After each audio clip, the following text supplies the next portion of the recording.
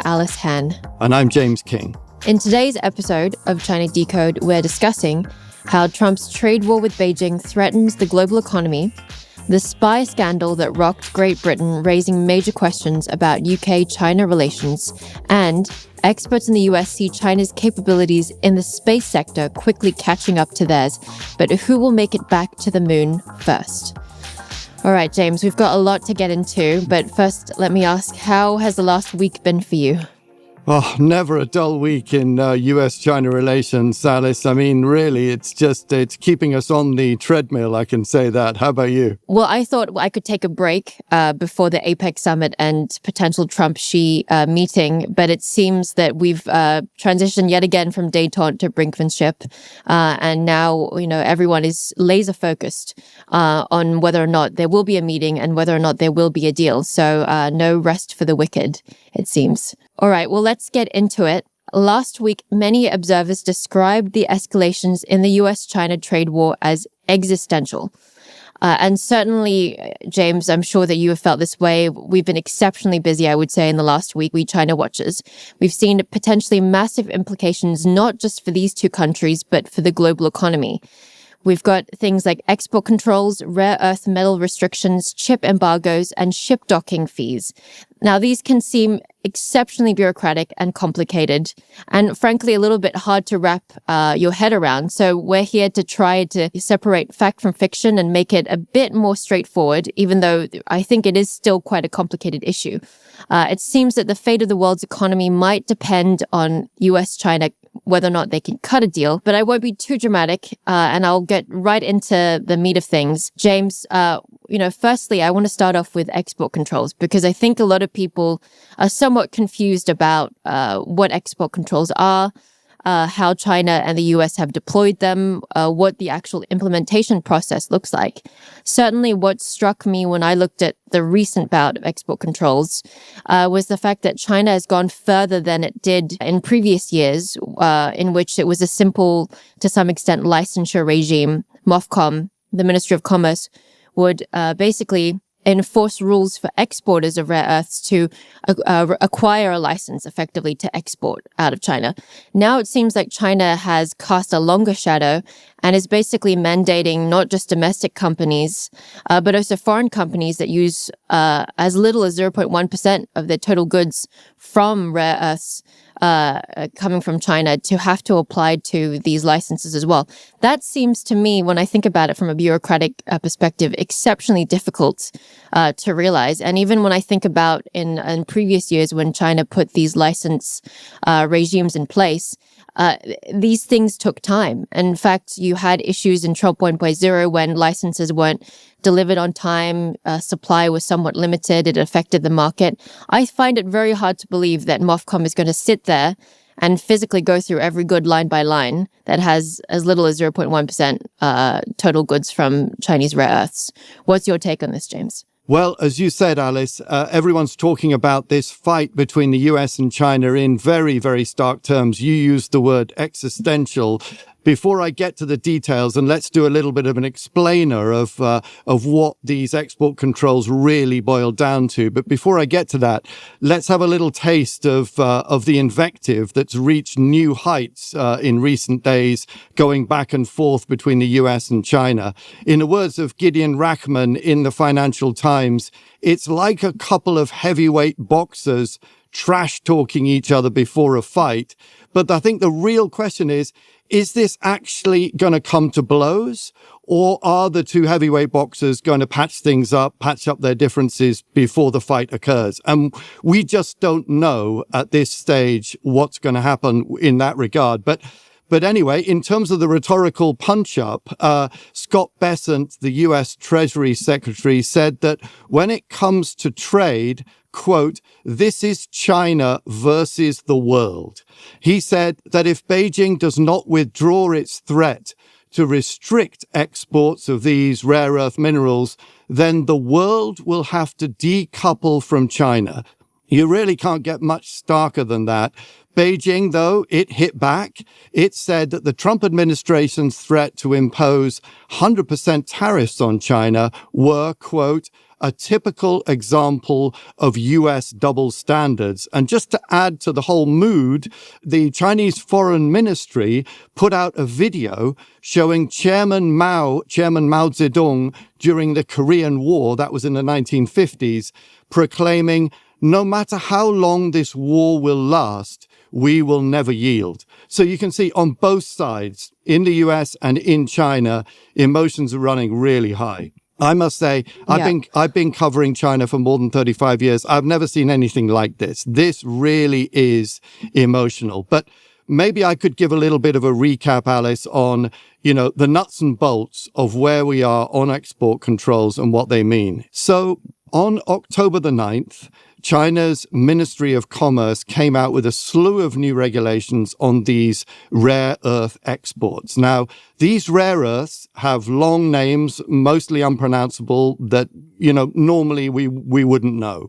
But basically, they're crucial minerals that are used in making everything from smartphones to electric vehicles, and also, and this is key, to many different weapons, such as submarine engines, radar systems, missile guidance systems, even the F-35 US fighter jet. So basically what China said is that if you're a foreign company and you want to export products that are made with, as you mentioned, Alice, even a trace of these rare earths that are sourced from China, then you need to apply and get a license from China. And of course, this is crucial because China processes about 90% of the rare earths that are used in the world. So almost everything, almost all of the high-tech technologies that use these critical minerals are therefore subject to licensing from China. They added something else onto that, which is that any equipment that you might buy from China in order to process your own rare earths also has to be licensed from China. So it really gives China a stranglehold over this crucial aspect of global trade. And it means that if China wanted to, and I'm not saying it will, but if it wanted to, it could simply stop huge chunks of global trade, huge numbers of high-tech goods from being imported and exported. So I think that's the really crucial background to this. How do you see it all panning out from here? Well, I come back to this conclusion that China kind of bungled this announcement. And the reason I think about it in this way is that I think Besant was canny to make it a China versus the rest of the world argument.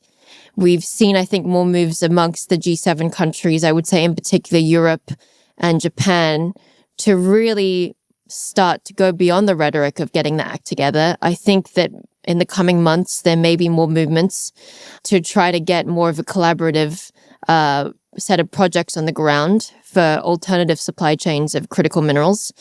And I think that China's, again, the long shadow that it's cast with by borrowing America's foreign direct product rule of de minimis or percentage of a component from Chinese critical minerals, that framework or that approach, I think, has really discombobulated and disconcerted a lot of the G7 countries, because it effectively gives China the optionality at any given point in time to say, well, look, Brussels, we don't like your policy on X, so we're going to stop the sale or exports of certain types of critical minerals or certain types of goods that have a component of critical minerals from China. That, I think, at a strategic level is deeply worrying. I sense that China is trying to backpedal a little bit about on this issue because it didn't realize how big a deal it was for a lot of these G7 countries. But I think the cat is out of the bag already.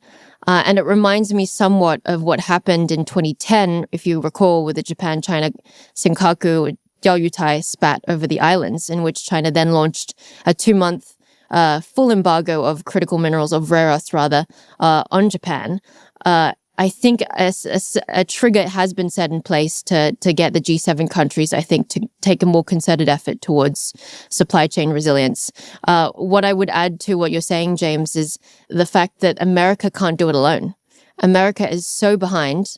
MP Materials is the only company that has mines of rare earths that's actually active in California. And Novion is the only American company in tangent with Lynas, an Australian mining company that can potentially produce performance magnets. Performance magnets, as you rightly say, James, that are used in military equipment, in defense equipment, as well as wind turbines, batteries, and EVs. So I sense that China has this window of opportunity, call it 3, 4, 5 years, to have this choke point, or rather choke hold on America. But when you broaden out beyond that 5-year horizon, the technology itself isn't difficult. It's not expensive. It's just extremely pollutive. And it requires, I think, in the US case, private-public partnerships, which, again, we can debate whether or not that is possible given the climate. But certainly if the G7 banded together, I think that they could produce a potential alternative supply chain. But certainly in this narrow amount of time, call it 3 years, I think China has maximum pressure on the rare earths issue. That's how I think about it more broadly. Yeah, absolutely. I very much agree with that. At least 3 years, I think. I must say, though, I do think it's really interesting that there has been a stock price rally in a lot of these companies that produce rare earths outside China. You mentioned one there, MP Materials, but we've also seen the share price of USA Rare Earth and Australia's Lynas, that's an Australian company, that have more than doubled this year. And we're starting to see as well the US state itself taking stakes in some of these rare earth companies like Lithium Americas, Trilogy Metals, which are two Canadian miners, in attempts to bolster their financial firepower. So it certainly seems to be the case that we're beginning to make out the contours of the US government being really galvanized by this issue and really putting some money into it, and investors starting to follow that lead, thinking, wow, there's going to be such a shortage of rare earths that are produced outside China. This has got to be an opportunity for the investors. And just to also chime with your comment about the G7 getting galvanized, I noticed that there is similar disquiet about rare earths within the European Union. And there was a statement by the Aerospace Security and Defense Industries Association of Europe. Apologies for the long name, but it's a big organization that represents about 4,000 companies, mostly in sort of aerospace and military. And they've put out a statement saying they're keeping a watchful eye on new Chinese measures. That's kind of diplomatic language for we're really scared about this. We're really anxious about this. And so I would say the impetus in Europe for doing something, perhaps with America, perhaps going it alone, is fairly strong as well. But as you say, Alice, that will be in the long term. We're talking several years. And in the meantime, minimum 3 years, China has the whip hand. And China, therefore, can use this leverage in its negotiations with America. And that's exactly what's happening right now. So we're back to the analogy of the Chinese prize fighter trash talking the American prize fighter ahead of what we think will be quite bruising negotiations between the US and China to reach some kind of a deal. Frankly, I don't know if they will reach a deal. I still remain skeptical. I know that conventional wisdom is saying, yeah, this is all a process. They'll get to a deal eventually. But this time, the emotions are really high. I just don't know which way it's going to fall. You might have a better sense than me. I've long thought that they would rather play kabuki than have anything substantive on paper. Structurally, there are too many difficult issues, intractable issues at play for them to be resolved as early as this year or even early next year. So I would be in the same camp as you. And just to tack onto what you said, I was in Rome over the weekend, talked to a civil servant in Roman politics, and they intimated to me that before these export controls that China launched, there was a feeling that Europe could hedge between US and China, and maybe marginally move more in the China direction. But certainly that export control announcement has, I think, pushed Europe to reconsider that strategy. And in fact, I think that might end up being China's Achilles heel. And in fact, it may have shot itself in the foot by doing this. Two sort of quick factoids that I'll put out there so that listeners can get a sense of just the enormity of China's advantage in this space is China has 50% of the world's reserves naturally in its own borders. More than any other country. It mines 70% of the world's rare earths and is responsible for 90% of the processing, as you say, James. And the US is 13% of the world's rare earth reserves. Yeah, the UK government charged two men with gathering and providing information to China. Spying, in other words. Christopher Cash, a former parliamentary researcher, and Christopher Berry, a teacher and consultant, were alleged to have passed intelligence to a senior member of the Chinese Communist Party on over 30 occasions from December 2021 to February 2023. Now, this case was set to go to trial until abruptly last month, and all the charges were subsequently dropped. Prosecutors said that the government had failed to provide sufficient evidence that China posed a national security threat. Facing pressure to explain what happened last week, the UK Prime Minister Keir Starmer publicly released 3 witness statements from the case, each written by Deputy National Security Advisor Matthew Collins, and they contain some, I would say, pretty sensational details with far-ranging consequences for the future of not just UK politics, but UK-China relations. James, I have to ask you, I'm so curious. I've been reading up about this last few weeks. As a Brit, how significant is this case? And certainly espionage wasn't born overnight. We've had a long history of espionage, but this seems to have really gripped the national and international imagination.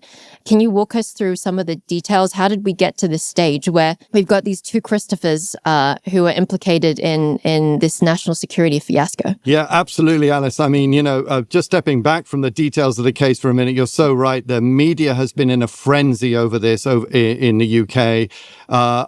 Maybe it's something to do with the UK national psyche. We all love John le Carré. We love spy novels. I love John le Carré. Many of us lived through the tail end of the Cold War. We remember the spy exchanges across the misty bridges in Berlin at the height of the Cold War. So this really gets the national interest ticking away. But just to come back to the case itself, I think that the reason why this spy case in the UK is important is because it's much more than a spy case. It shows how countries, in this case the UK, but possibly in the future many more countries in the West, have to manage the conflict between their security interests and their economic interests. Obviously, China is a major security player these days. I'll be talking a little bit more about things like cyber hacking, cyber spying. So China's clearly a big security challenge for all countries in the West, but of course, at the same time, it's a massive market for many of the biggest companies that we have. So that's the fundamental dividing line that I think this case helps to illuminate. As you said, Alice, the case against the two men accused of spying for China was dropped last month, and the Director of Public Prosecutions said that the British government had failed to provide sufficient evidence that China was, quote, a threat to national security. It has to be said, both of the two men accused of spying have consistently denied any allegations of wrongdoing. That needs to be very clear. The next thing that happened, which really created a flurry of controversy, was that the government released 3 witness statements from Matthew Collins, Deputy National Security Advisor. And in each of these statements, it's clear that Collins says that China is a threat to national security. Just to give you the detail on that, in the first statement, he says, the Chinese state poses, quote, a threat to our people, prosperity, and security. In the second statement, he describes various ways in which the government believes it's been hacked, cyber hacked, of course, by Chinese state actors. And in the third statement, he talks of, quote, active espionage threats posed by China to the UK. So which is it? Is it, as the government said, is it throughout this case that you couldn't provide sufficient evidence that China is a threat to national security? Or is it, as Matthew Collins suggested in his 3 statements, that China is indeed a threat to national security. I'm not saying that one of these precludes the other. The important thing to mention here is that the case was never tried.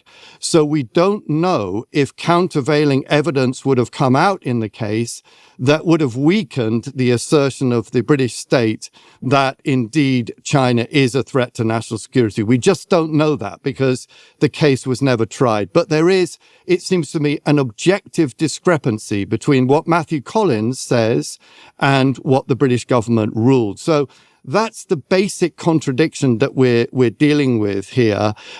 Now, added to all of this is the sense, certainly among some politicians, that the reason the British government threw the case out was nothing to do with the merits of the case itself. It was actually political.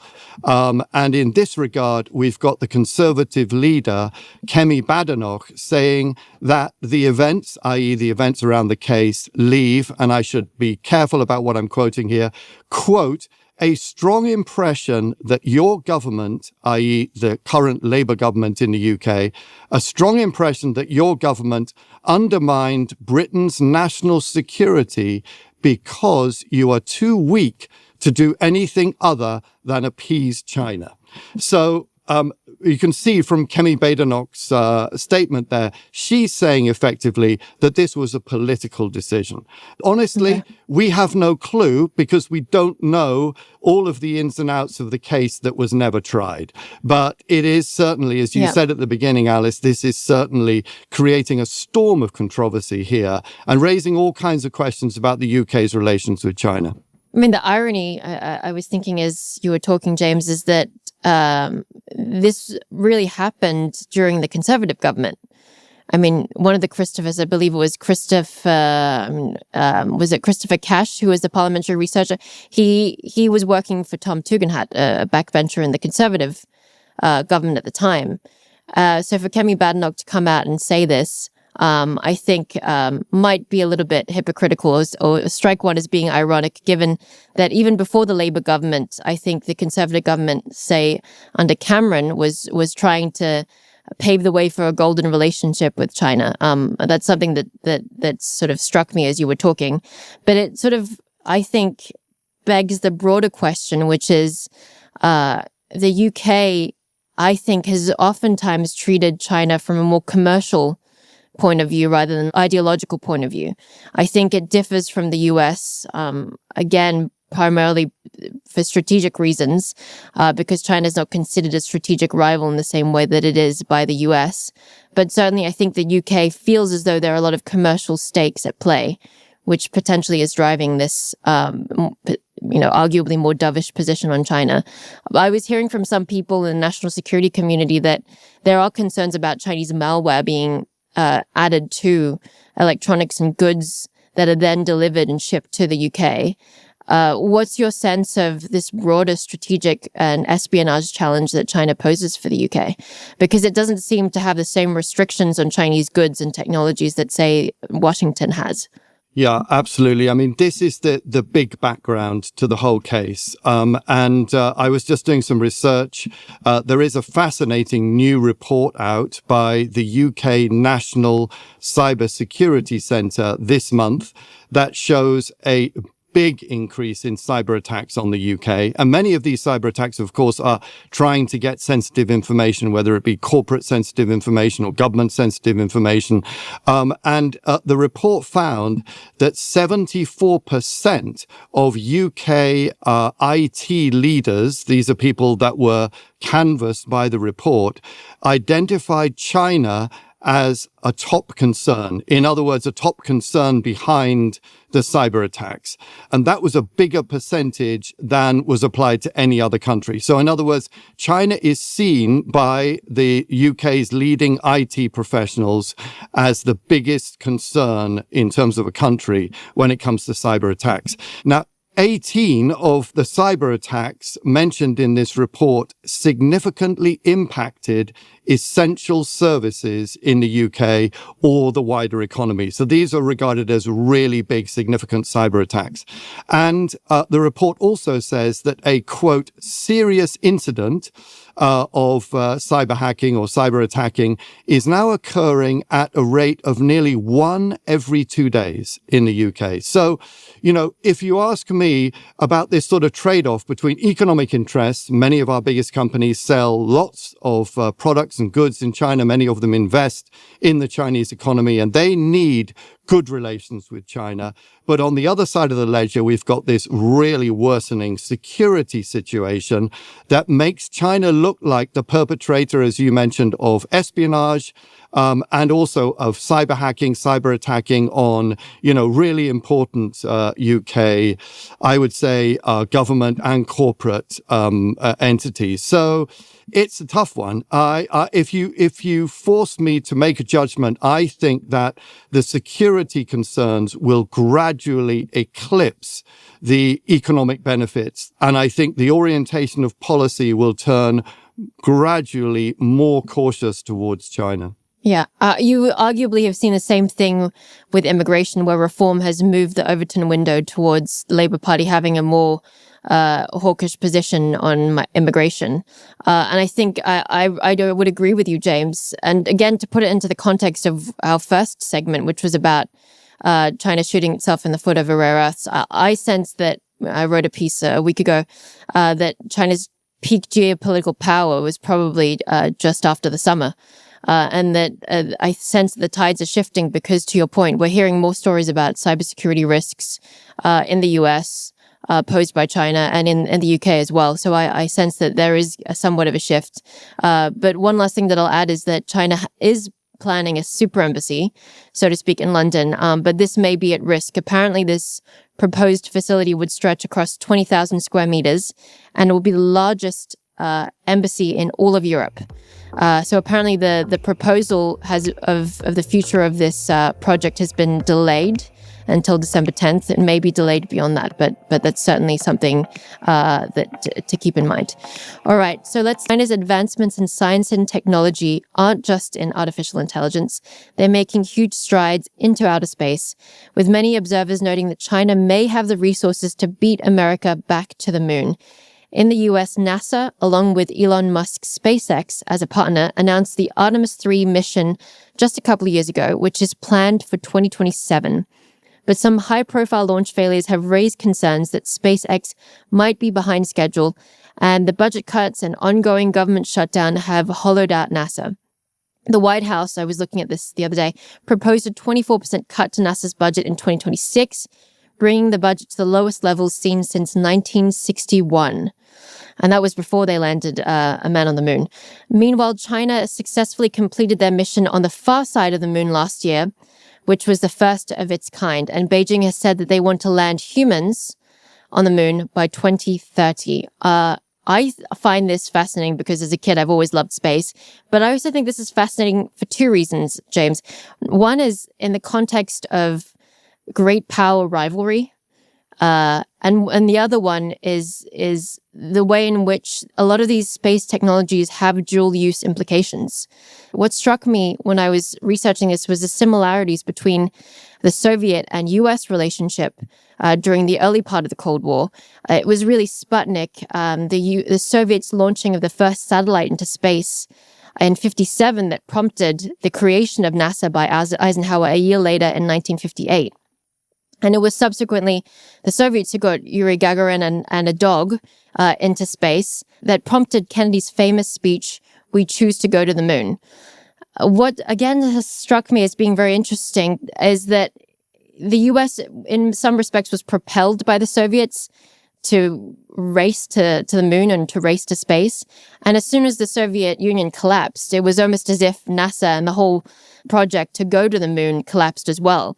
But I think the dynamic is shifting again now with China really wanting to get what it calls taikonauts, so to borrow a Chinese term, its version of astronauts into space. That project, I think, is propelling the Trump administration to launch Project Artemis, which is to get American men and women back onto the moon. I think this is a really, really interesting case study of how great power rivalry pushes people along the technological frontier, and a great story for how conflict really breeds technological innovation, whether you look at shipbuilding through the 17th, 18th century, you look at the nuclear bomb in the middle of the 20th century, and fast forward to now, you look at the space race and all the attendant technologies. Part of this is going to be a satellite discussion, and I'm curious to hear what your thoughts are on this, James, where China has roughly about 900 satellites in orbit, and it's overtaken the UK as this country with the second most satellites, but it's still quite a bit behind the US. I mean, the US is 9,000 satellites in orbit, and I was calculating it spends about 10 times more than the Chinese on the space sector, although China is exponentially growing it. So it remains to be seen how this all pans out in this greater space race. But again, I'm very curious what you have to say on this, James, and whether or not you're a fan of space.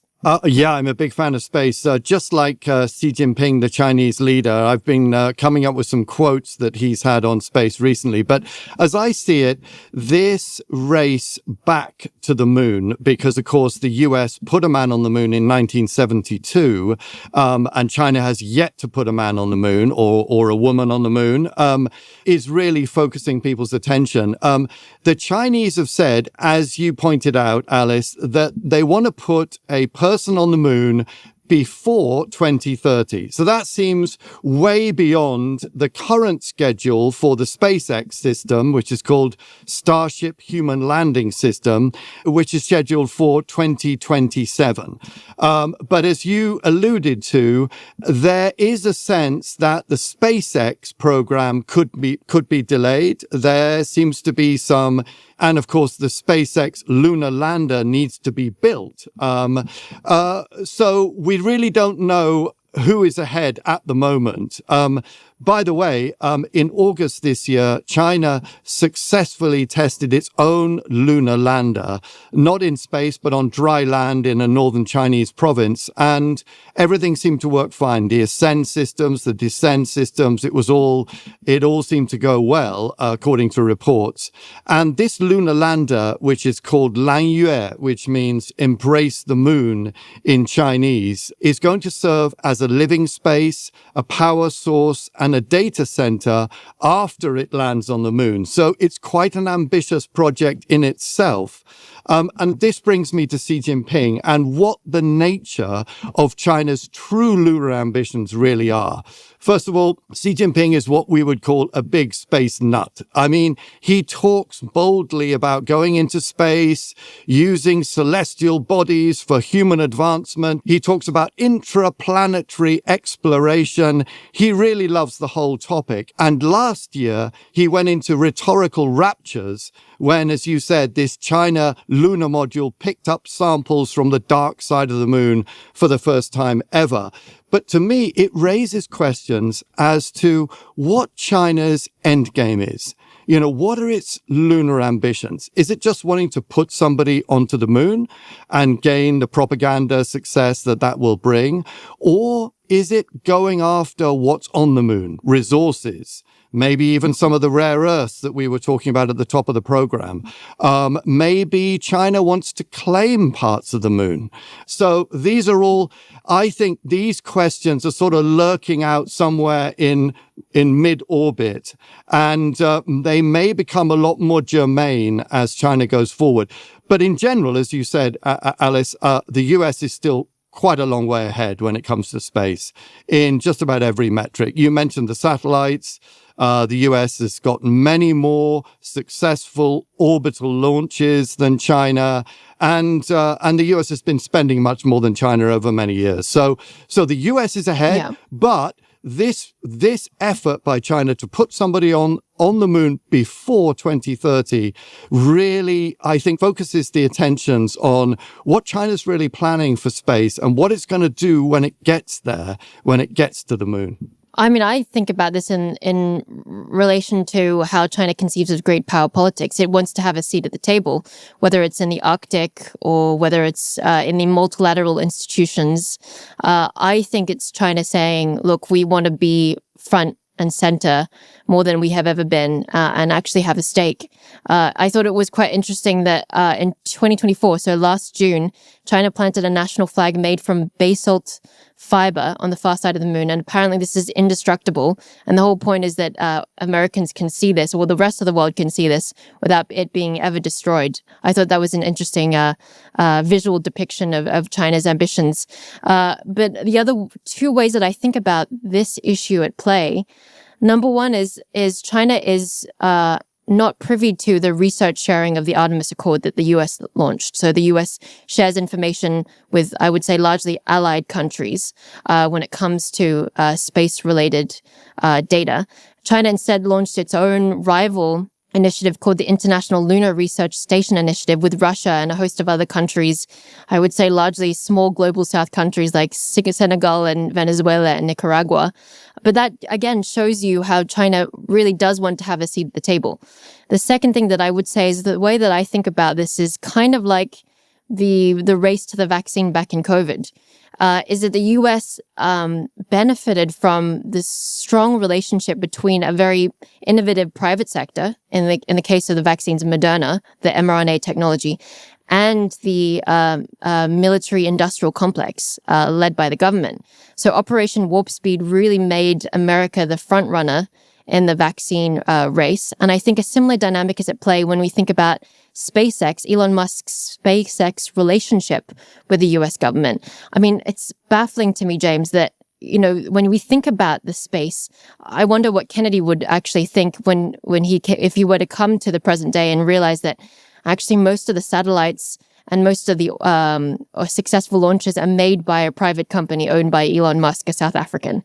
So it's, you know, SpaceX conducts 52% of all global orbital launches, and it controls more than 7,600 satellites. That's 65% of all active satellites in orbit. And Musk has made it very clear that he wants Starlink to be the de facto broadband backbone of space. So I think, again, we've got this Rockefeller-like figure who's playing a decisive role and may ultimately put the US ahead. That's my hot take. I like that very much. That's a very good point. It's a private company led by a South African, contracted by the US Space Agency, NASA. That's and this is so different from the Chinese effort, which is obviously state-led, state-funded, state-controlled. It's basically the Chinese state that's going to space. Exactly. So yeah, two very different models at play in this space race. All right, James, last week we did skip this, so now it's time for prediction time. Each week, James and I are going to put forward one prediction about something China-related. So why don't you go first, and then I'll share mine. Okay, Alice. I think, we've got some big Chinese meetings coming up. We've got the fourth plenum, which I won't go into. Just let me suffice it to say it's a big Communist Party meeting. I think the most important technology aspect of the Chinese plenum this month will be artificial intelligence. I think it will also be the most important part of the 5-year plan, which will be announced next spring and which will follow the plenum that's just about to take place. The reason why I think this is important is because China's got a different approach to AI from the United States. In the US, a lot of the energies with regard to artificial intelligence are about a moonshot towards what's called artificial general intelligence, AGI, which is supposed to be the time when machines can basically teach themselves. But China's approach, as will be seen in this plenum and subsequently in the 5-year plan published next spring, is to use AI as applications to drive just about every other form of human endeavor. And so I think that there will be a plan explicitly, which will, in the next 5-year plan, which will say that AI needs to be incorporated in 90% of the equipment and applications by 2030 in 6 broad sectors. And these are science and technology, industrial development, consumption, people's well-being, governance capability, and global cooperation. So the point I'm trying to make is that China wants to use AI to power technologies and to make money. And that's its main concern. Of course, it's also going for artificial general intelligence, just like the US is. But on the way there, it's trying to make money from AI and use AI, harness AI to power basically the whole country. So it couldn't be more important. I think that this plenum and the subsequent 5-year plan will be seen as historic with regard to how much it pushed artificial intelligence. Yeah, I would agree with that. And I think a lot of the focus will be on some of these choke point industries where China may relatively be somewhat vulnerable. Chips, for instance, some aspects of biotech and aviation equipment. And to your point, James, I would agree with you. I think this might be one of the most consequential 5-year plans we've seen in a while. So watch this space. And this time next week, we'll give everyone a lowdown of what actually happened at the 5-year plan. All right. So my take is somewhat left field, or rather more Japanese shaped. I've been reading a lot about the future potential prime minister of Japan, who in some circles is known as the Japanese Thatcher, the Iron Lady. She will be the first female prime minister of Japan, and she will lead a very, I think, hawkish pivot again on China policy. When you read some of her works, and she's apparently a prolific writer, China is a big focus in her writings as a strategic rival and adversary. I sense that under her leadership, we may see more inroads into nuclearization. Japan may ultimately get a nuclear bomb that may change the strategic balance on the Korean Peninsula, on Taiwan Strait relations, on the China issue writ large. And secondly, back to the critical minerals point, I think she could be part of the pivot amongst the G7 to lean in a more hawkish direction, to collaborate more amongst each other, and to decouple further from China. I sense that maybe she and Trump will be the new Thatcher and Reagan of our times. That's my hot take for the week. All right, that's all for this episode. Thank you for listening to China Decode. This is a production of Prof G Media.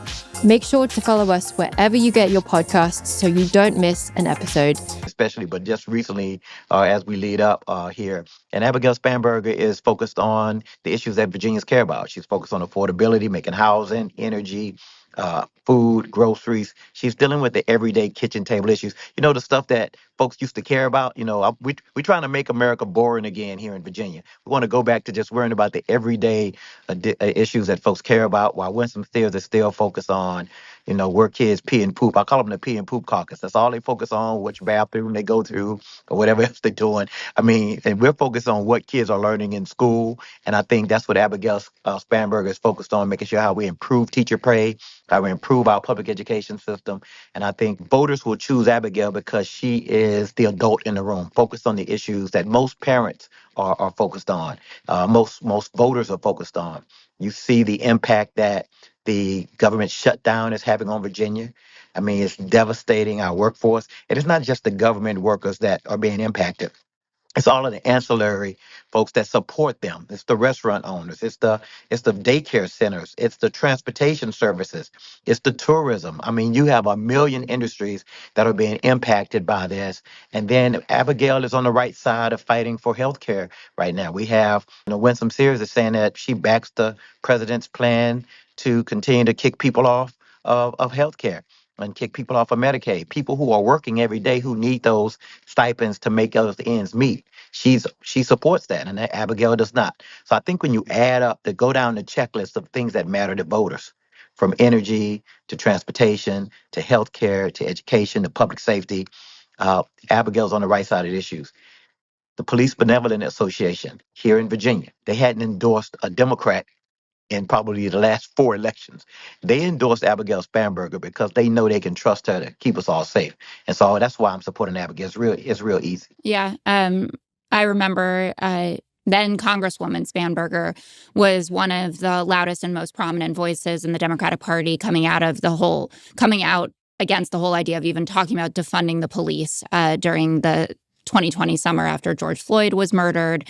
She and Whip Clyburn are the two voices that I certainly heard the loudest on that. And I'm sure that weighed heavily on the Benevolent Association when they were thinking about getting into this race and endorsing her. I had also never heard the Pee and Poop Caucus, which I will be using. I'll credit you for that one. I do want to ask you as well about the Attorney General's race in Virginia, which got a little bit more complicated in the last week or so. There were old text messages from the Democratic candidate, Jay Jones, who's a former colleague of yours, from 2022, which are very violent in nature, talking about putting 2 bullets in the head of the former speaker, a Republican, also speaking about, being violent towards his children. You have condemned the text messages. Jay Jones has apologized. You've also said that there's a double standard at play here in requests for him to drop out. Can you talk about that further, especially in this moment when political violence is such an important topic in this country? Well, political violence is an important topic, and just the racism and the hatred that you've heard just yesterday in a political article that came out around the young Republicans, and I hadn't heard anybody condemn that. I've known Jay Jones since he was in high school. His father, who was a judge in my community, was a mentor to me. His father sat one pew in front of me at my church, he and his grandmother and Jay's grandmother. And so I've known him for a long time. Those comments were deplorable. He knows it. They're reprehensible. He said it. He said they made him sick to his stomach when he reread those. He has apologized profusely. I know Todd Gilbert. Todd Gilbert is a friend of mine. We both end up being speakers of the House, and we both were born in Texas, so we both get along very, very well. I talked to Todd yesterday, in fact. We get along. Todd and his family, they said they have. He told Jay he has forgiven him for those comments from 3 years ago. And so when I talk about a double standard, we know that this was a cynical use of politics. I mean, imagine if your house was on fire and then you waited 3 years to call 911. That's what this is. Jay was so dangerous that in 3 years, they waited to drop these texts the week before the election. It's the cynical use of politics. It's the politics that Obama called the politics of personal destruction. Jay has apologized. We've moved on. And I think we all have to move on and let him run his race. And I think the issues right now are so important. We know that Attorney General Jason Miyares, he will probably, if he were to win, he will probably be suing me, Abigail Spanberger, bringing criminal charge. These people who are following Donald Trump right now, they are literally doing exactly whatever he says in prosecuting Letitia James and James Comey. And Todd Gilbert, my friend who was the subject of those texts, he was fired in the Western District of Virginia for not prosecuting folks that the Trump, according to the New York Times story yesterday, for not prosecuting FBI agents. You know what I mean? Who were involved with the Russia investigation. So I think it's important that we move on and look at this in a more global perspective. I think it's a double standard. And I think right now we just have to move on and let both of those folks run on their own issues. The other thing I was going to say about the double standard, when Governor Youngkin asked John Reed, the lieutenant governor candidate for the Republicans, to step out because he had saw evidently some photos, some compromising pornography or something with John Reed, and they asked him to step down. Winsome Sears made a Facebook post when asked whether he should step down. She said, "I'm not going to get involved. That has nothing to do with me. I'm going to run my race. He has to run his race." Now, all of a sudden, when it's politically convenient, that's not the case anymore.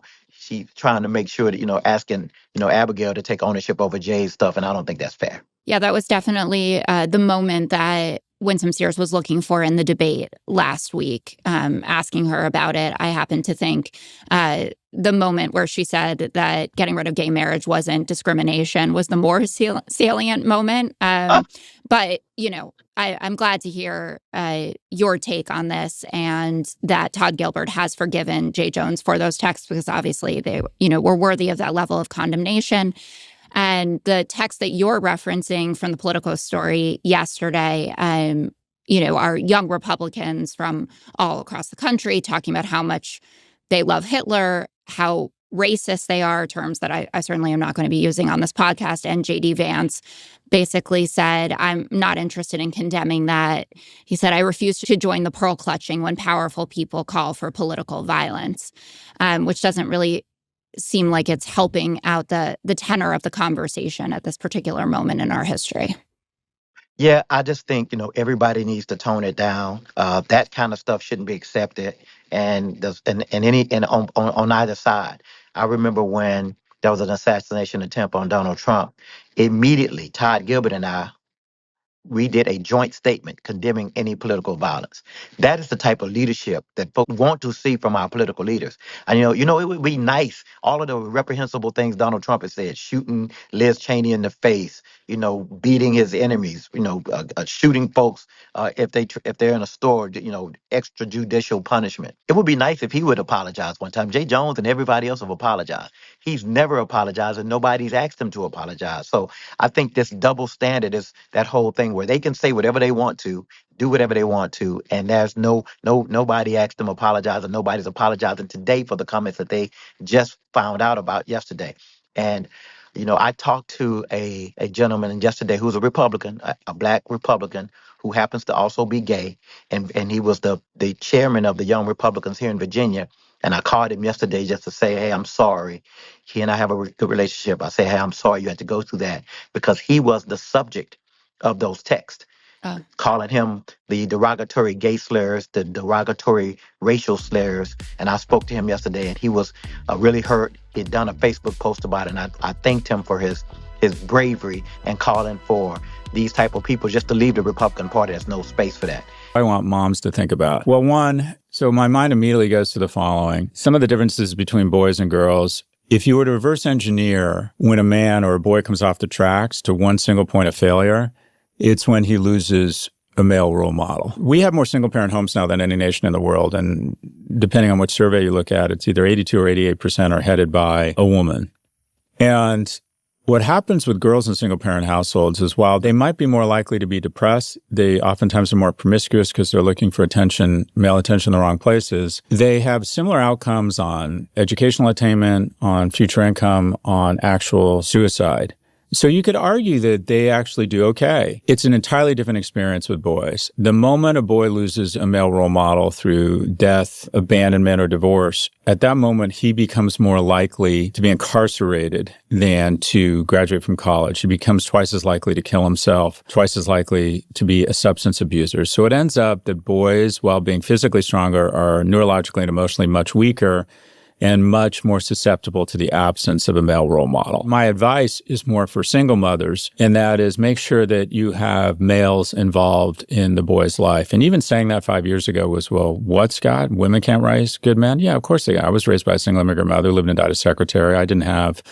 My dad wasn't very involved in my life. But it's really important that, one, you have men involved in the young man's life. What else would I suggest? I mean, dumb stuff. I try to roughhouse with my boys. I try early on to set up guardrails. This is more parenting advice. I love what First Lady Obama said. You've got to be an asshole now such that there are not assholes later. What I have found as a parent, this is probably more advice for the man, I thought that being a dad would be a series of Hallmark commercials where I did something and I got more love back. And what I've realized is that being a dad, or I guess just being a parent, means quite frankly just giving a shit ton more than you get back. It took me a few years to learn that this wasn't about me, about rewarding moments where my kids decide that they love the Los Angeles Rams because I did, or send me a nice note. No, I mean, there's some of that. Also, and this is more advice for dads than moms, I think the best thing you can do for sons is to try and be really respectful, kind, and affectionate to the mother, even if you're getting divorced. Because I think a lot of my shortcomings in terms of how I approach relationships or the way I acquitted myself with women as a young man was I don't think I had a great role model in terms of how you treat relationships from my father. So I think it's especially important that the parents try to be really kind to each other. If you do end up in a situation where you end up splitting with your husband, try and make sure that there are men and do everything you can to make sure that the dad can stay involved in the son's life. I think sports and chores and I have this practice called What a Man Does. But more than anything, the thing I would want to say to mothers is forgive yourself and to recognize that a boy's prefrontal cortex is 18 months behind a girl's. Sometimes they don't do well in school. Sometimes they roughhouse. They can be totally self-absorbed, inconsiderate. Your noise, they begin literally drowning out. Like there's studies showing that their mom's voice starts to sound like that Gary Larson cartoon where it's just blah, blah, blah. So if you're having a difficult time or don't have the relationship with your son you thought you were going to have, realize that they do come back to you. When I was in 11th and 12th grade, I wasn't mean to my mom, but I wasn't very kind and we weren't getting along. And that's a natural instinct because it's time for them to leave the pack. So quite frankly, they start acting like assholes, which makes it easier for both of you to separate. But within a couple years, I was at UCLA and I was coming home once, twice a week to have dinner with my mom. And, I couldn't, nothing cemented, nothing good happened to me unless I called my mom and told her about it. Oh, I got a B, which was good for me in biology. Oh, that's great. A B is great. Oh, I got a job interview with Morgan Stanley. That's fantastic. Tell me about it. And now still, good things sort of happen to me, but they don't really because my first inclination is to call my mom and boast and have her cement it. This is all a long-winded way of saying the investment you're making now, the frustration, sometimes the lack or the unrequited affection, effort, and love, trust me on this, it comes back to you. The relationship, I especially think, between a single mother and her son, I just think it's singular. It's the defining relationship in my life. I'm friends with a lot of men who were raised by single mothers, and there's the rest of the world, and there's our mother. Full stop. That's it. We may not even like each other, but this is what we protect at all costs, is our mother. So if you're spending a lot of time on effort that you don't feel is rewarded raising your son, if you don't feel like you're getting nearly the love or regard back that you're investing, just trust me on this. He comes back to you. Question number 2 comes from Christian Robin on LinkedIn. They ask, in a world where AI makes knowledge and skills basically free, what's the real value proposition of higher education now? I just think this narrative that AI is going to destroy higher education is such ridiculous bullshit. I believe that college, higher education, if it's reasonable and you get into a decent school and you're cut out for it, is still kind of the ultimate complement to your life. One, you're going to learn a lot, even if it's how to use AI or not use AI or how to write thoughtful prompts. 2, you rise or fall to the level of your peers, and college kind of scoops off the highest level gene pool foam. And that is athletes who manage to study, who manage to be able to work in groups, who don't have mental illness, who maybe have matured at a decent rate, quite frankly, who come from wealthy families oftentimes, and it's sad to say, but oftentimes they're better prepared for the world. A lot of my friends were wealthy at UCLA, and I benefited from that. It was aspirational, and they had contacts. If that sounds unfair, yeah, it is. It's called capitalism. At the same time, capitalism reinvests in people who don't have access. So I got Pell Grants, which helped me get through college. We don't educate kids. We certify them. We say, okay, if you get through 4 years at the University of North Carolina, you have decent EQ, you can look people in the eyes, you know how to study, you know how to connect effort with success, you have basic understandings of the key principles of reading and arithmetic, you can get along with others, and you get exposed to different domains. The classics help you understand investment banking. Psychology helps you understand technology and how people behave in investor relations. All these things, you want to damage the muscle in between your ears such that it comes back stronger. And by the way, there's absolutely no evidence that the delta between the life you'll likely lead if you're fortunate enough to get higher education versus the life you'll lead if you don't is still dramatic. College graduates earn about 66% more per week on average than high school graduates. Median weekly earnings are roughly $1,500 for bachelor grads versus $900 for high school only workers.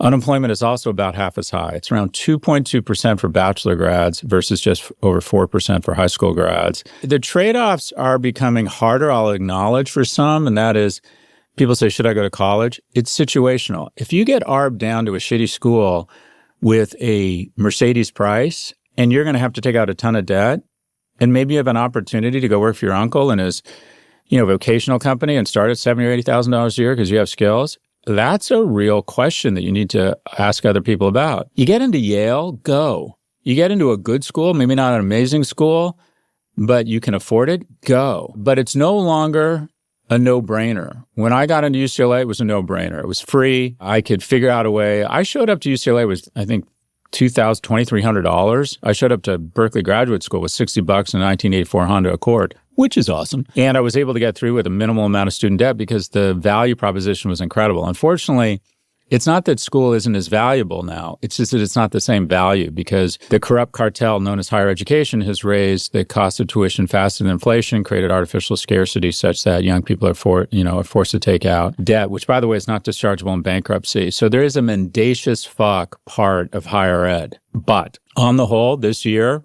you don't need higher education? Apps are up. They're mostly up across the big state schools, see above value, and 2 in the South because people don't want to see a Palestinian flag when they show up for orientation. So the complexion of which schools, Vanderbilt and Duke are going to have lower admissions rates this year than Harvard. Schools including UVA, UNC, Tulane are now more difficult to get into than many of the Ivy Leagues. Do you have an opportunity to go into the trades instead of taking out student debt and you just don't enjoy school? Yeah, that's a decision that you should be thoughtful about. But the notion somehow that school has been disrupted by AI, give me a fucking break. Someone who tells me that, their kid doesn't need college, that maybe they'll be the next Zuckerberg, or with AI, they don't need college. I'm looking at someone whose son just got a 22 on the ACT and they're trying to make themselves feel better when they realize their kid may not be cut out for college. Okay, fine. The key isn't making college more valuable to people, it's making it a better value. And that is expanding the aperture, the throttle, in terms of access and lowering the cost. That's what we should be talking about, not whether AI is going to change education. And just to wrap up here on my rant, the head of Dartmouth, I was at the Atlantic Festival and the president of Dartmouth was talking about AI in education. Fuck that. Here's an idea. You got an $8 billion endowment. You let in 1,100 freshmen. You're in the middle of fucking nowhere. Let in 11,000 and stop all this mental masturbation and distraction around AI. Here's an idea. Just let in more kids. Drawn to somebody. I've never been drawn to women because I looked and thought, wow, I'd really like lower rates on health insurance, or this person would be a good mother. The reason I entered into relationships and approached women is for one reason. I thought I would really like to have sex with this person. Now, what is that attraction? For me, one of the things, I've always been drawn to women physically and sexually who are really, quote unquote, professionally impressive women. Not all guys are like that. My most serious relationship before my current one was with a surgeon. My current relationship is with someone who went to graduate school, worked at Goldman Sachs for 5 years. That turns me on. So being just really drawn to somebody is kind of table stakes, right? You just think, I would really like to kiss this person and hang out with them. In terms of red flags, the relationships that haven't worked out for me, where I should have seen red flags was, I think a person's friend group is really just a fantastic indicator. The person you're with is a mashup of their friends. Are they social? Do they have a lot of friends? What is the caliber of their friends in terms of kindness and success? Another thing I would look at if you're dating in terms of, especially with men, do they get along with their mother and their parents? I think the way a man treats his mother is a pretty good indication of how he's going to treat you and how he feels about women to begin with. Also, how they speak about their former relationships. It's a real red flag for me when I would date someone and they would immediately start shit posting and saying what a horrible person their boyfriend was. Like, so which is it? You have terrible judgment or you're the terrible person in the relationship? That's a red flag. And then there's the substance stuff. I have been really into women and noticed that they constantly disappear and go to the bathroom. And then I found out they were doing drugs and I just sort of ignored it for a while.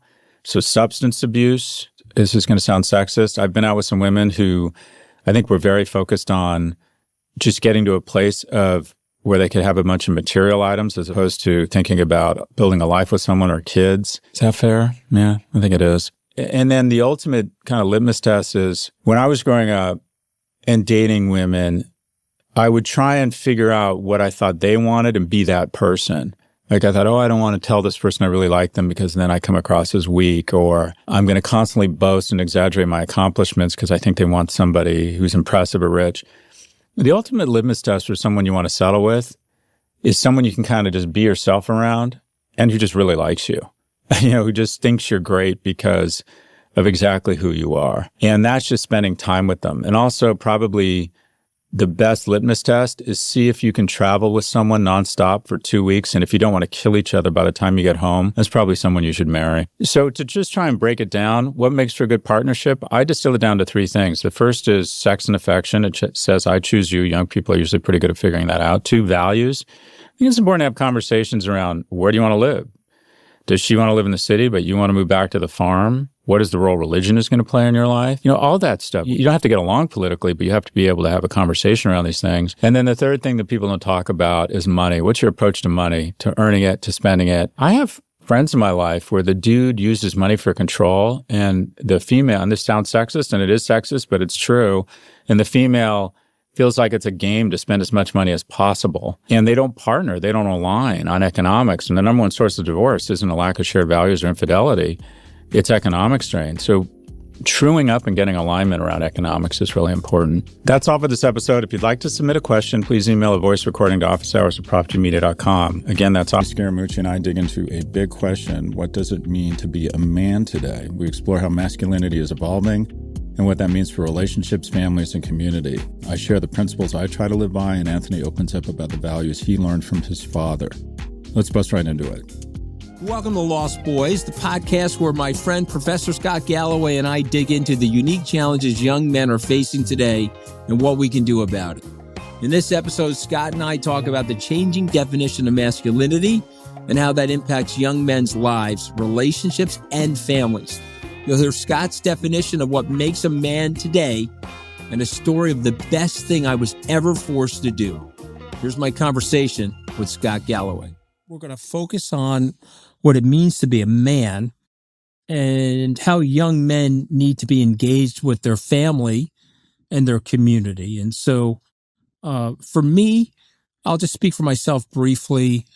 I've always felt this. I've always felt 3 or 4 things about my life. Number 1, charity starts at the home.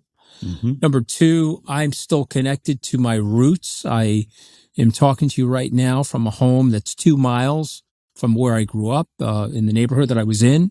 Many of my cousins have, unfortunately, some of them have done very well. Some of them have not done well. But I have felt this commitment to my family to make sure that there's been tuitions paid or medical expenses taken care of or cars bought in an effort to stay in the game. I use this example, and I don't want to make this a political discussion, but I'll just say this to you, Scott. There are 2 families, and you tell me which family is going to do better. There's one family where it's a blue-collar family, and there's one kid in the family who's done very well, and they have made a decision to help out the other family members, And again, I'm not talking about buying Mercedes, but just making sure that there's cars available or medical care and things like that. The second group, they have one person that's done very well, but they charge admission. They charge admission to their swimming pool. Which family do you think, from a from a holistic perspective, is going to do better? And by the way, you can apply that to the world, because the United States has got 4% of the population, 26% of the economic output, and we got to be very, very careful. This is a masculinity issue, and it does spill over into politics, by the way. But we have to think about who we are as people and how we want to define ourselves inside of our families and our communities. What are your thoughts there? So I've struggled with trying to come up with a series of constructs that people can hold on to turn to around masculinity that doesn't in any way diminish femininity or doesn't in any way acknowledge the challenges that women still face. I'm struggling with it. I'm writing a book on it, and I have not figured it out or how to thread that needle. But one construct I have come up with is that I see it as concentric circles of masculinity, and that is the core circle is you got to take care of yourself. You got to be strong. You got to be mentally healthy. You got to surround yourself with people to make you feel good about yourselves. Every day you got to get up and say, I'm going to sleep well. I'm going to work out. I'm going to eat well such that I can be strong. And I need to take care of myself. I need to be economically viable. Once you achieve that and you've taken care of the core, you got to fix your own oxygen mask first. That's what they tell you on a plane. You can't save other people if you're not healthy, if you're not strong. That's the first thing you got to do. Once you achieve that, you go to your second circle, and that is you really help take care of your immediate family. And I know a lot of men who are just so impressive on every exterior dimension, and I don't think of them as real men because they have a shitty relationship with their family and their kids, and they don't take care of them. Elon Musk we found out, had his 13th kid, and the mother of that child is suing him for sole custody, and it came out that he has not seen or asked about the kid since the kid was born. That's the exact opposite of masculinity. your circle outside, once you can take care of yourself, and if you're worth 400 billion, you can take care of yourself, is you take care of your immediate family. Otherwise, you just fail every metric as far as I'm concerned. And that means a lot of forgiveness. Your siblings, your parents, your cousins, they're going to fuck up. They might be jealous. They might be nice people. They might be addicted to drugs. The definition of family is people you help and you otherwise wouldn't hang out with because they're family, and you take care of those people unconditionally. The next circle out is extended family in your community. The next circle out, I think, is trying to take care of citizens. And then the ultimate outer ring, the ultimate expression of masculinity is that you plant trees the shade of which you will never sit under. I think that's the ultimate expression of masculinity, is you take a bullet for, you provide resources, you think long-term, you help people who are never, ever going to even have the chance to say thank you. That is the that is the goal. That is the brass ring. Because what that means is, and you can't skip any of the circles, you got strong. You took care of yours. You took care of anyone in your community, or you helped out. And sometimes taking care of people is not helping out, letting them hit rock bottom, not enabling them, whatever it might be, tough love, whatever you want to call it. And then you start investing in your community and your country. That is the truest form of masculinity. And the way I describe you, Anthony, is you gave me a ride home, and the driver is your cousin, right? Yeah, it's my second cousin. Exactly. Your second my cousin. So yep. I bet my only family for the most part, it was my mom who passed away. Yeah. My father wasn't very, I did not have a big family. So I didn't develop that intimacy or that familial obligation. I never felt it until I had kids. I didn't have a family, big family in the US.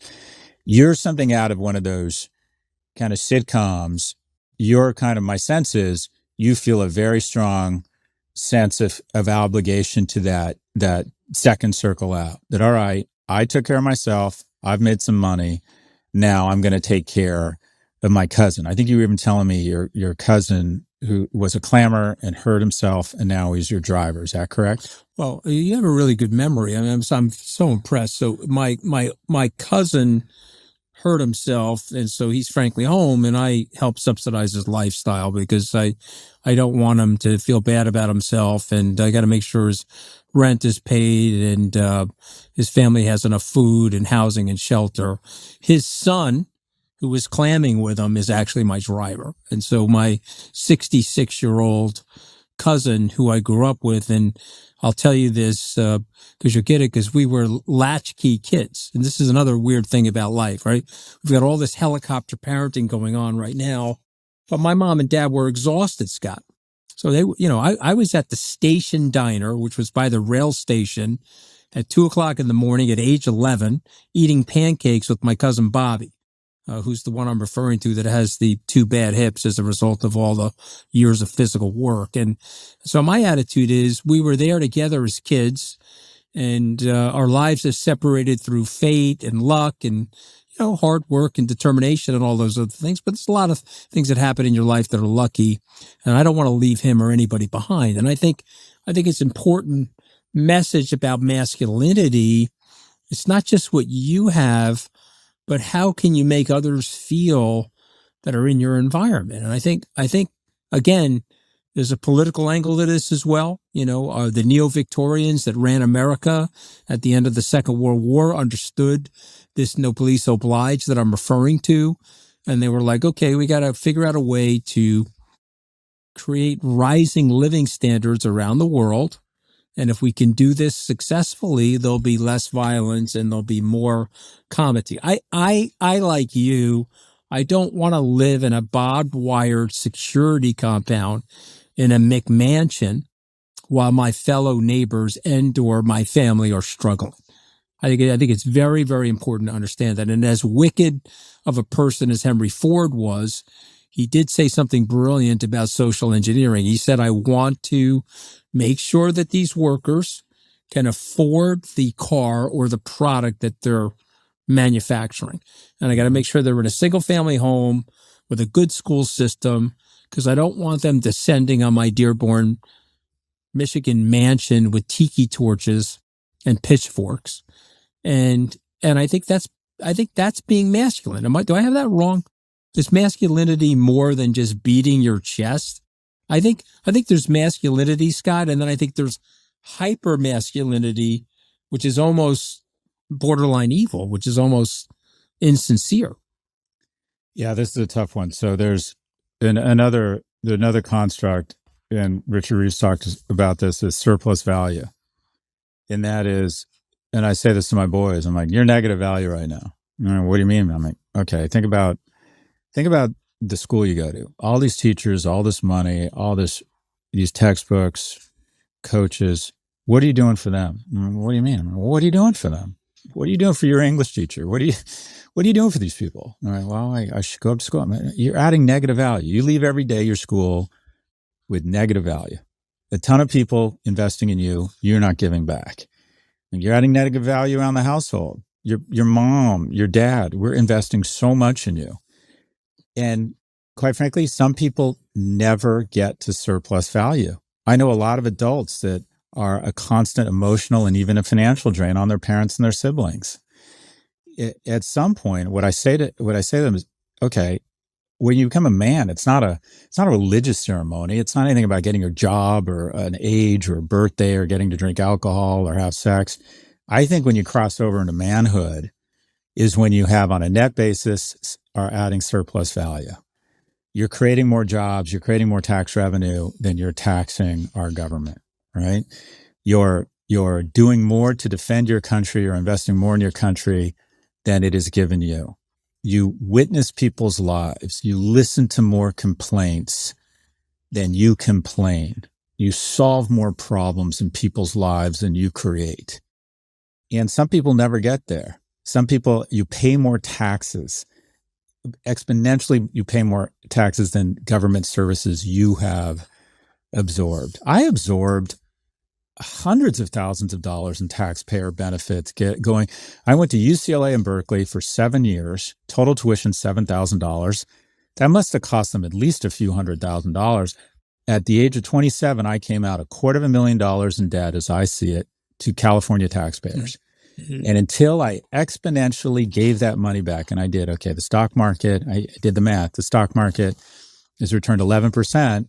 I figured I actually owed California taxpayers 30 years later. I owed them $11 million and I gave it back because I wasn't adding surplus value. It's easy to say, well, I've created jobs, whatever, but you want to be the guy that is helping people out. I'm not saying be a martyr. I'm not saying engage in relationships where you're not getting something back, but I think this notion of surplus value, you are giving more than you're taking, because through your life, you're going to have to take more, especially as a kid. And there's times when you need to take. There's times when you're like, okay, I'm struggling. I need other people's help. And part of being successful is knowing when to reach out and ask people for help and to accept it. I went to one of these wine things, and I'm not into wine. And the guy was a super successful guy, runs like the biggest appliance company in Turkey, very wealthy guy. And he said, whatever I can do for you guys. And he goes, and also he said to me, he goes, and also I never ask a friend for anything. And I'm like, well, then you're not a real friend. Occasionally you got to ask people for help. Otherwise people just feel like they're your beneficiary or whatever. But this notion, I really like this idea of young men should be thinking at some point, my crossover to manhood, and it might not happen. I don't think it happened for me until I was in my 30s. I looked at every relationship as, am I getting more than I'm giving? And if I'm not getting more than I'm giving, I break up with this person, I get divorced, I end this business partnership. And then you realize when you get older, you got it all wrong. The whole point is to add surplus value. You want to leave business relationships thinking, wow, that we got more from that guy than he got, right? That's the point. That means you win. So I like this notion of masculinity being kind of defined as surplus value. Now, people will say, well, couldn't you argue that's about femininity too? And I think it's a fair point. But it's about, all right, really take stock of your life. It's not a given that people are supposed to help you. The government is spending a shit ton of money to defend the shores, have roads, have someone answer the phone when you call 911 and then come send really talented people to try and revive you if you OD on something. Right? You OD and you take government services, you fucking owe the government a lot of money. You have an obligation if and when you get better, to start helping other people recover. Mm-hmm. And there's different ways to add surplus value. You can do it by being supportive. You can do it by being, being a caregiver. You can also do it by giving away money. But I think at a fairly early age, I want my boys to start thinking about, when am I going to get to this point of surplus value? Because, and I tell them every day, you are a long way away. Be clear. Look at all the investment, our government, people you've never met, your teachers, your parents, your grandparents are investing in you. You are racking up a debt. You have a debt. And at some point, hopefully you'll pay it back, and you'll pay so much of it back that you'll enjoy the profit. Who is an amazing guy, head of investment banking at Goldman, brought me into his office. I was 27 years old. And he said, okay, you're now a student sponsor. I said, excuse me? He says, yeah, you're going to go up to the Bronx. You're going to find a kid and you're going to sponsor them. You're going to take a piece of your salary and you're going to pay for this kid's Catholic school education up in the Bronx. And I was like, I don't want to do that. First of all, I don't have the money. Secondly, I've got my own school debt and I actually don't want to do this. And he said, well, that's fine, but you're doing it. This is a direct order for me. And so I actually did it. And I'm not embarrassed to tell you I didn't want to do it. But I went up to the Bronx, met the 13-year-old boy, got him into the Monsignor Scanlon Catholic school. His public school education was a disaster, Scott. Could barely read or write. All right, so now I'm invested. I got him a tutor. Then I sat with him on the weekends. And then I drove him around in my little Honda Civic, my 1987. This is 1992. This is my 1987 Honda Civic. And now I'm invested. Then I helped him find a foster dad.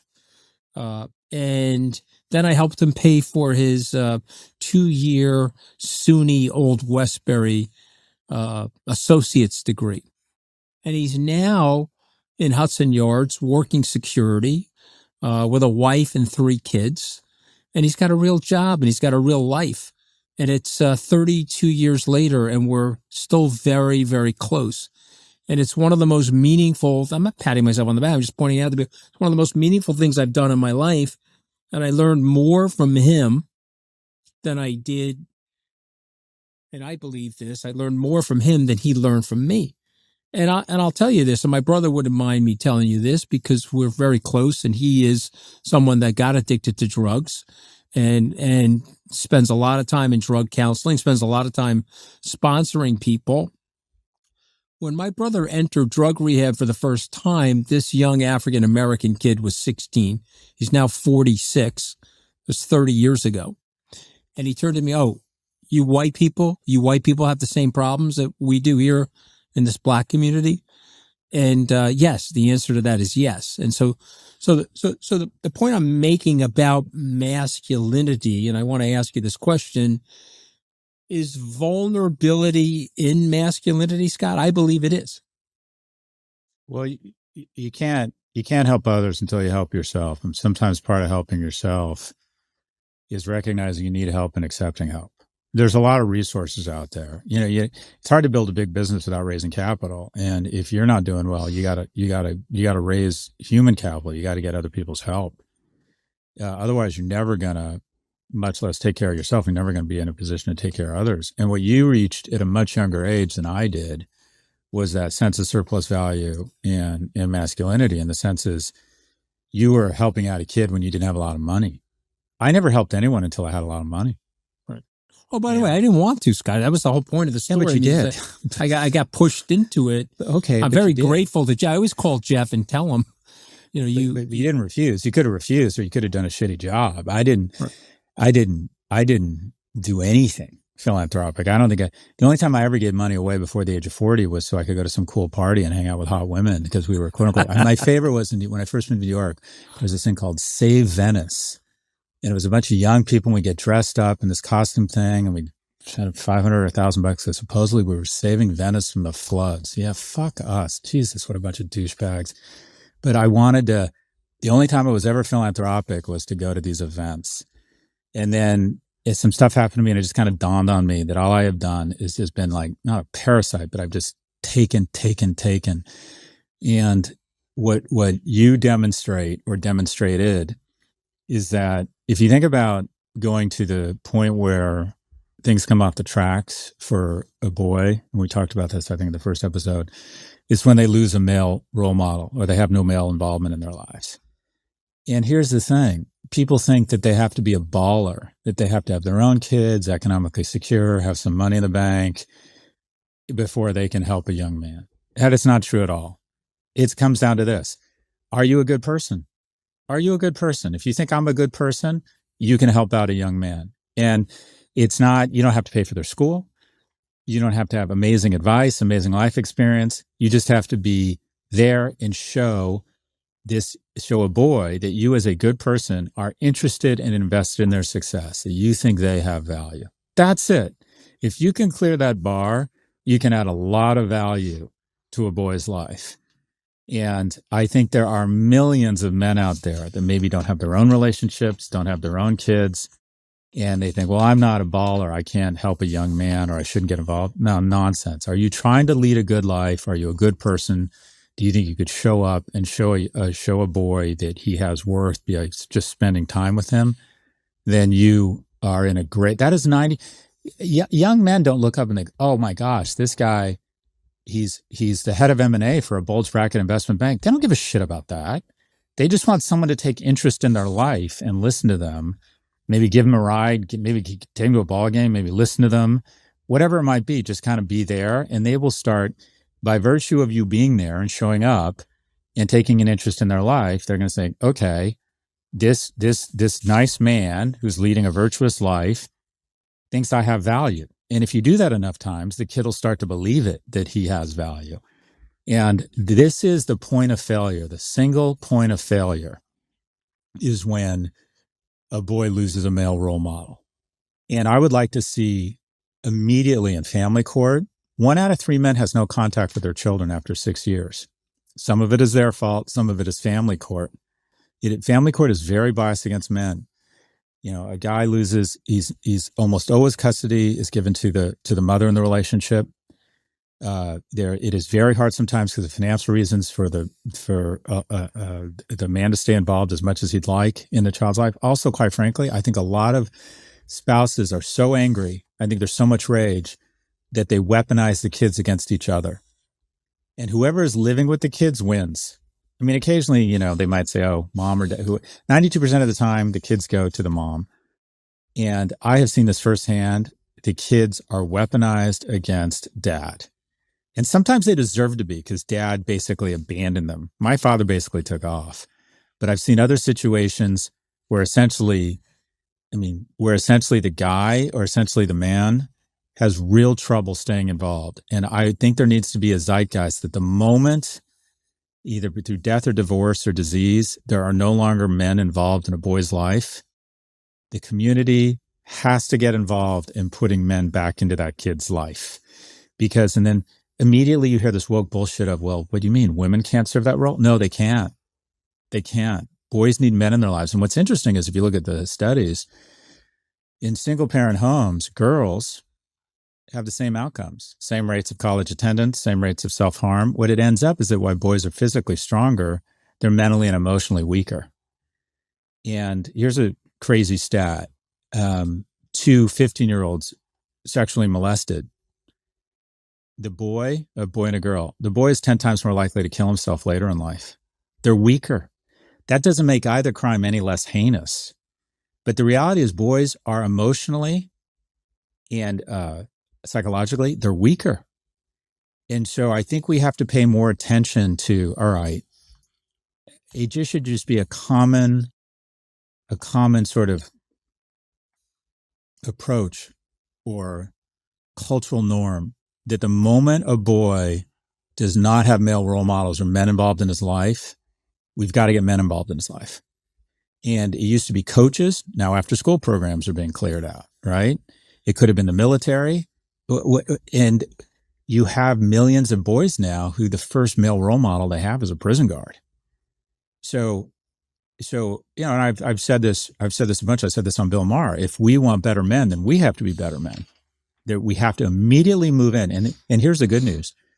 you think, well, I'd like to help. I'm one of those men. There's this great movie, Magnolia. Actually, one of Tom Cruise's better films. I think it's Paul Anderson. And the guy in it, great actor, I forget his name. He's a bartender, and he says, I have so much love to give, I just don't know where to put it. And I think there are so many men out there who are good men who have love to give, fraternal and paternal love, and they just don't know where to put it. It's really easy. Find a single mother at your workplace, amongst your friends, your extended family, wherever it is, or a boy who's struggling, and ask the mom or even the dad or the parents, is it cool if I hang out with this kid? Would he like to go to a ball game with me? Would he like to come over and wash my car? Would he like to hang out? They are these young men who are kind of wandering, for lack of a better term, are everywhere. They are everywhere. You will find them at work. The easiest way is to find the single mothers, and you're going to find the mothers are so receptive, to this type of involvement because they get it. They immediately realize there are just certain things that a mom can't do for her son. There's just a certain relationship. I don't know if it's the depth of the voice, the size, ability to open up. There's a phenomena, I think of myself, and I'm sure you do, as being great dads. Once your son hits 14 or 15, he's more likely to listen to your friends than you. Amen. He's more likely. That's why I'm sending all my kids your way, Galloway. Okay, all my kids are coming your way. And mine to you.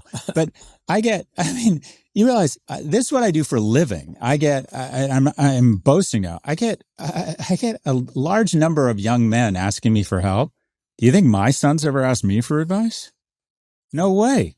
Dad's an idiot. Dad doesn't know. But just we have about 1 minute left, and I just want to finish up on this one thought. I want you to channel it, and I'm going to give you a minute to say it. So I want you to think about your self-worth. How much is it tied to your philosophy, your principles, your parenting, your money? Because there's many different ways to describe wealth. And so let's pretend you channel your Gordon Ramsay for a second. And I've never watched Gordon Ramsay, but I think meaning you're a cook.